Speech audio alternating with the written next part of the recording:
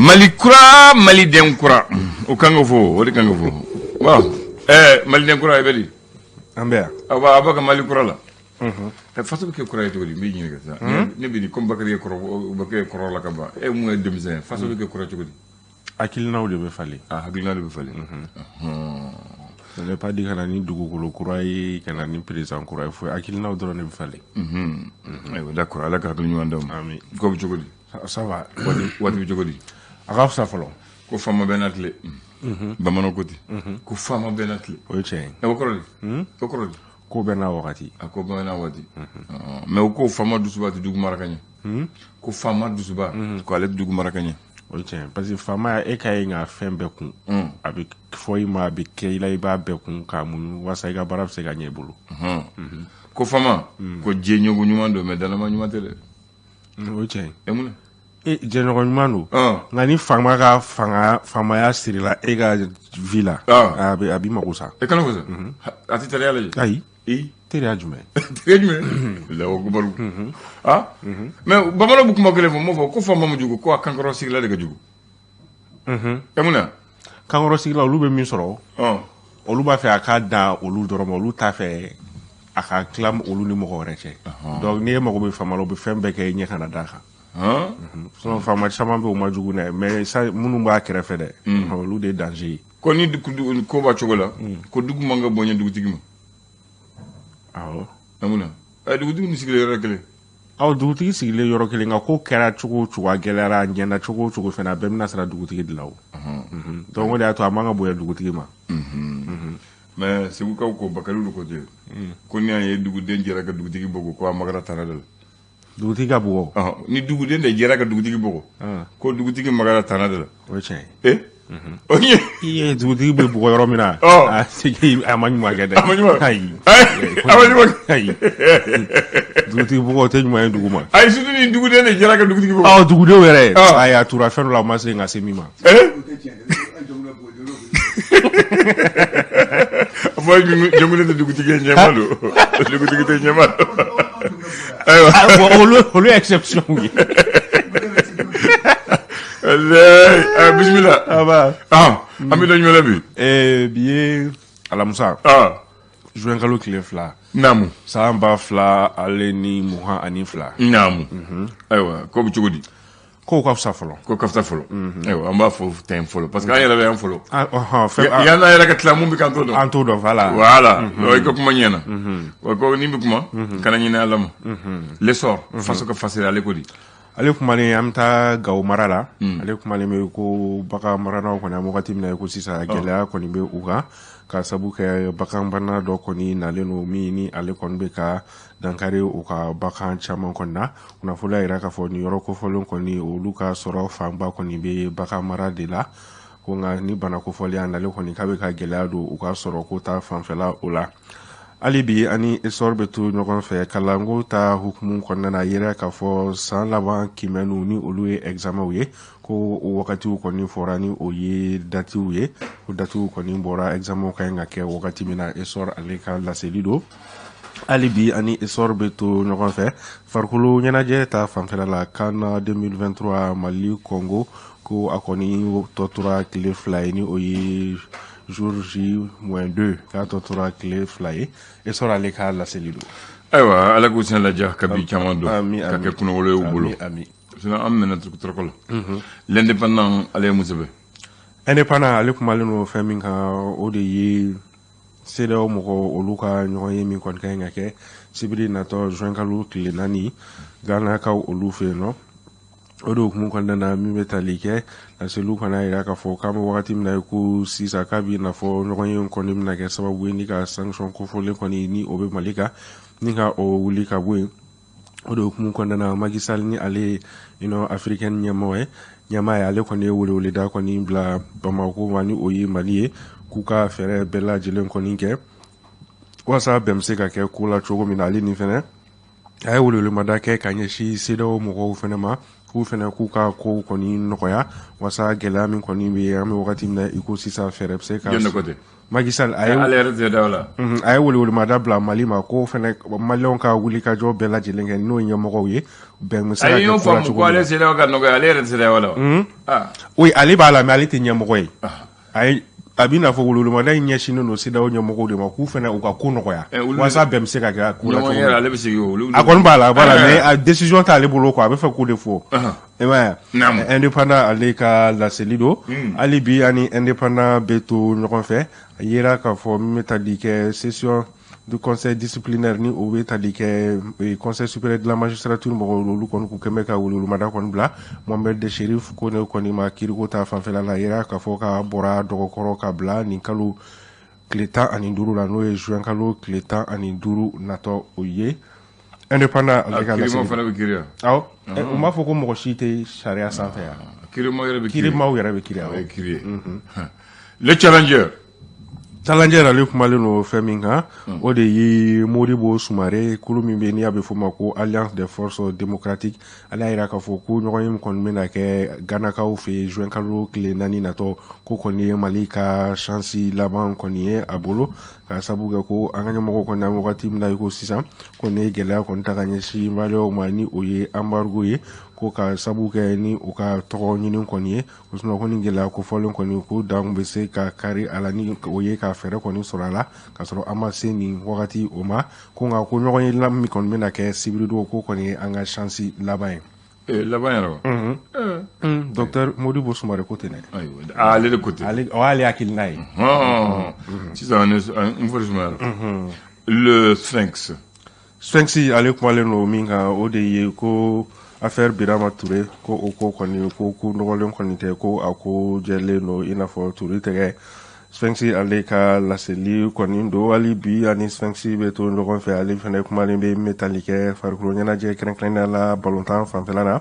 yira k'a fɔ Mali Togo ko o kɔni bɛna kɛ Eric Seguchel ale ka baptême de feu ni o kɔni ye a ka match fɔlɔ kɔni ye ni équipe nationale ye entraîneur o hukumu kɔnɔna la Sphinx ale ka laseli don. L'indicateur de renouveau ale ko di. Indicateur du renouveau ale kumalen no fɛn min kan o de ye hôpital Fuseni Dawo Kayikaw olu fɛ yen nɔ ko an bɛ wagati min na ko sisan gɛlɛya kɔni bɛ nin kɛnɛyaso kofɔlen kɔnɔna na ka sabu kɛ u ka lafasalitɔn ale ni direction mɔgɔw kɔni ko u kɔni bɛ ka muru sama ɲɔgɔn tɛgɛ kɔni kɔnɔna na ko gɛlɛya kɔni bɛ u ni ɲɔgɔn cɛ wagati min na i ko sisan ka ye hôpital kɔnɔna na. Hali bi ani indicateur du renouveau bɛ to ɲɔgɔn fɛ. Yira k'a fɔ casque bleu minnu bɛ an fɛ yan n'o ye MINUSMA mɔgɔw kɔni ye bamaci wale dɔ kɔni bali kidalikaw olu fɛ yen indicateur du renouveau ka laseli don hali bi ani a bɛ to ɲɔgɔn fɛ n bɛ tali kɛ politiko ta fanfɛla na kɛrɛnkɛrɛnnenya la RPM o kɔnɔna na an bɛ wagati min na i ko sisan ko olu kɔni tɛ ka se ka bɛn ko la fo kɔni taara kiiri tigilamɔgɔw kɔni ɲɛma RPM kɔnɔna na politikitɔn i bɛ k'a ka politikitɔn kofɔlen o don. U b'a fɛ k'o fana ci. Sama-samali kɔni bɛ yen dɛ. Laban ye cili. Laban kɔni bɛ sɔn ka ko ye dɛ parce que jaa min bɛ o Babɛri Gano ni Tereta ale ni Musa Tɛmɛnɛ. Tereta ye ɲɛmaa ye. A b'ale de ko b'ale de bolo. Aya. U b'a fɛ k'a bolo ko quoi. Indicateur ka tɛgɛ bɔ k'u ka bɔ la. Aya indicateur du renouveau hali bi an n'a bɛ to ɲɔgɔn fɛ. Sisan an bɛ taa douanzankaw olu fɛ yen nɔ a yera k'a fɔ an wagati min na ko sisan kariw kɔni bloquelen don. Embargo tɛ. Ka sabu kɛ ko passager minnu bɛ kari kɔnɔna na olu kɔni bannen don fintigilakaw ka u kɔni escorter ni o ko ye ka dɛmɛ don u ma lakanata fanfɛla la u bɛ se ka se u seyɔrɔ la cogo min na o kɔni hukumu kɔnɔna na ko kariw kɔni bloquelen don douanzankaw olu fɛ yen. Mun na n'u ma banna u tɛ taa wɛrɛ ye. Ne kɔni fɛ a ma se o la. An ko an bɛ dɛmɛ ta ka ɲɛsin aw ma. N'aw banna. A tɛ taa aw yɛrɛ ye a dun kɛ kun ye aw ka lakana de. Indicateur du renouveau hali bi ani a bɛ to ɲɔgɔn fɛ a yera k'a fɔ min bɛ tali kɛ fonction publique ale concours laban min kɔni kɛra an bɛ wagati min na ye ko sisan a yera k'a fɔ ko fɛn dɔw kɔni yera a kɔnɔna na minnu ni olu kɔni ni sariya kɔni ma kan min bɛ tali kɛ kɛrɛnkɛrɛnnenya la ko maa dɔw kɔni taara a concours kɔni kɛ ni diplôme kolon kɔni ye fonction publique concours laban min kɛra. Hali bi ani indicateur du renouveau bɛ to ɲɔgɔn fɛ sisan an bɛ taa korokaw olu fɛ yen nɔ a yera k'a fɔ maa minnu kɔni k'u minɛnen don bamaciwale kɛbagaw fɛ ni o ye otages ye kɛrɛnkɛrɛnnenya kɔni k'u bɛ baara kɛ médecins sans frontières kɔnɔna na an bɛ wagati min na ko sisan k'u kɔni bilala bamaciwale kɛbaga mɔgɔw olu fɛ. Alhamdulillah. Okay. Ni do ma society ke. Kaba ko fa dunya bromo. Akodi. Kaba ko ale kuma ne ko lafiya bugu ka olu fe no. Lafiya bugu. Bingani kon tara ka nyeshi moto taxi tigi do ko ni ma. Aboro lafiya la wala. Nga. Mami ko ni awale ka bina fo tege kara la de. Ka sabu ka wa ira ka fo ko bingani kala do walma polisi do wa ka sabu ka polisi carte d'identité be abolo donc abe bara nunu kay na fo polisu ko ni ga ke tugo mina un vrai faux policier yere ke policier un vrai faux policier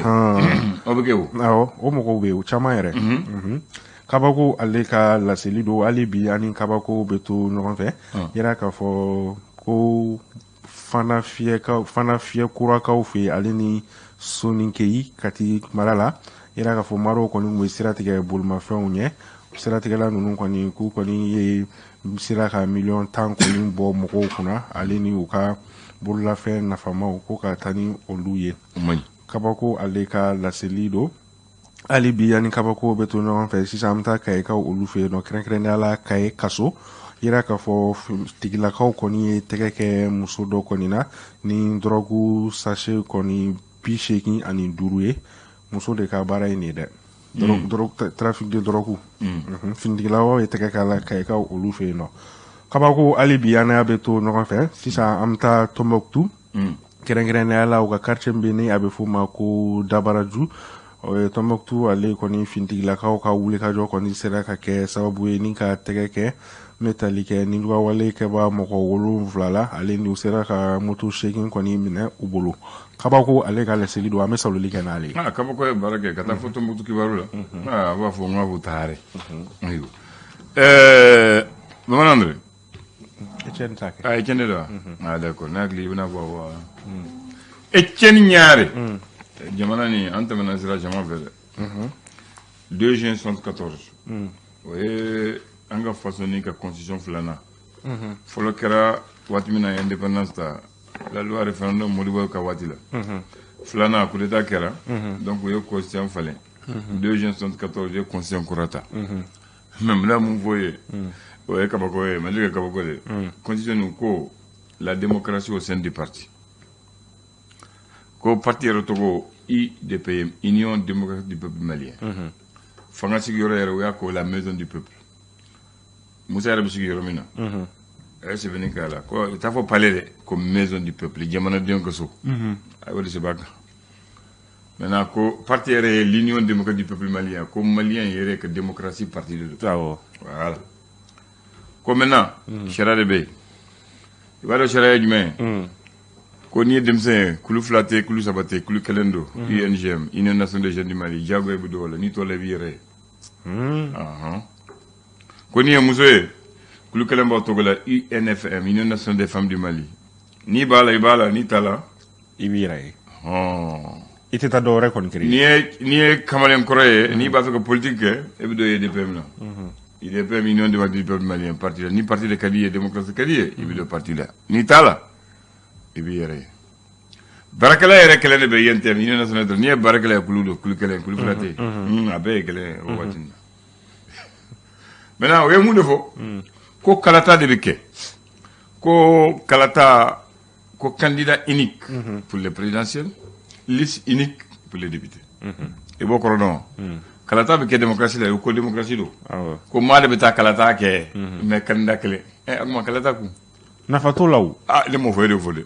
Est-ce que vous amase kalagata wala kele ato tâche au blo la dron voilà donc vous que faire candidat kele be va fo bon 400 ay ba candidat mais pour que président il faut dem jemal de ta kalata yetu ni ngara jonga tanare Moussa ka tanare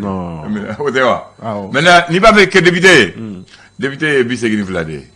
bo député fana il faut to ko soro lisiga ni to ko liste li dala de liste flaté liste kele fin Mali be ko no ba fe député abu bala abu liste kele ka bunana o liste kele bita mo bita voter au lycée nous voter kala be kala député o crayon ako maintenant voter pas chier de abari yero ajme si na bita kala ta chogoli ni voter buge ni kala ta buge ça abu ta kala ta eni muso bita chogoli kalata sisan procédure ka ca i bɛ taa i ka carte retrait kɛ ayi ni carte bɛ bɛɛ bolo i bɛ taa kala kɛ sisan e bɛ taa i ta kɛ i muso bɛ taa kɛ awɔ bɛɛ b'i yɛrɛ ye c'est vrai que ne bɛ taa dɔ ta ne muso tɛ to ta ainsi de suite bon sisan olu ka waati tɛ dɛ ko ni temps t'i bolo dutigi bɛ se ka taa n'aw bɛɛ ta ka fɔ t'aw bɛɛ nɔ na hali n'a man di ye hali n'a tigi man di ye tigi man di ye lisi nigi don man di jumɛn n'i y'a man di ye fɛn de bɛ i k'a ta de ni mu ye dictateur de ne m'o fɔ o de don voilà donc sisan ni ne de y'a ko dugutigi ye aw bɛɛ ka carte bɛ di yan ne kelen bɛ taa n b'aw voter aw bɛɛ tɔgɔ la dugu tɔgɔ la i yɛrɛ nin ka jugu ni dictature ye tɔgɔ yɛrɛ tɛ nin na o de tun bɛ kɛ maintenant ni élection kɛra le président est élu à 99,99%. O tɛ diyagoya ye a bɛ se ka taa 100% yɛrɛ la ayi o ye kelen bɔ la u maloyara de k'o bɔ a la bon o démocrate de tun bɛ Musa ka waati o de kama mɔgɔw b'a fɔ c'était un régime dictatorial a ka jugu n'o ye parce que u ye bɛɛ kɔrɔ k'a don da kelen fɛ k'a kɛ kuma kelen ye bɔ da kelen don da kelen o de tun bɛ kɛ maintenant coup d'état kɛra u la u ye constitution falen u y'a kɛ la constitution du 25 février au conseil de kɔnɔ comme maintenant c'est le multipartisme intégral le parti bi caya parti mun ka di bi tawar association ka caya ni kala ta bi ke ma kelen ta kambo n'a kɛra ma kɛmɛ n'a se b'i la i bi critère la i bɛ taa awɔ kala ta bi kɛ ni mɔgɔ mun taara ɲɛfɛ o de bɛ taa donc an b'o sira de la mais o constitution sisan fana ale sɛgɛnnen de dɔɔni Alpha tun b'a fɛ ka falen a dɛsɛra la a y'a bila a tɛ nana a tɛ ko a b'a falen o y'a ganda la fana kɔni y'a to yen i bɛ ka nana ko n b'a falen u ko yan tɛ ale fana y'a to yen sisan sɛdasi yɛrɛ b'a la u b'a fɛ ka falen u dɛsɛra fɔlɔ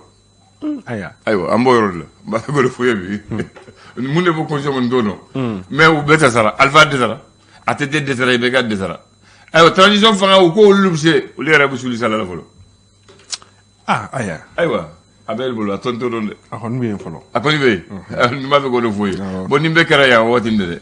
nin bɛɛ kɛra an ka jamana na o tɛ wa ayiwa kan bɛn merci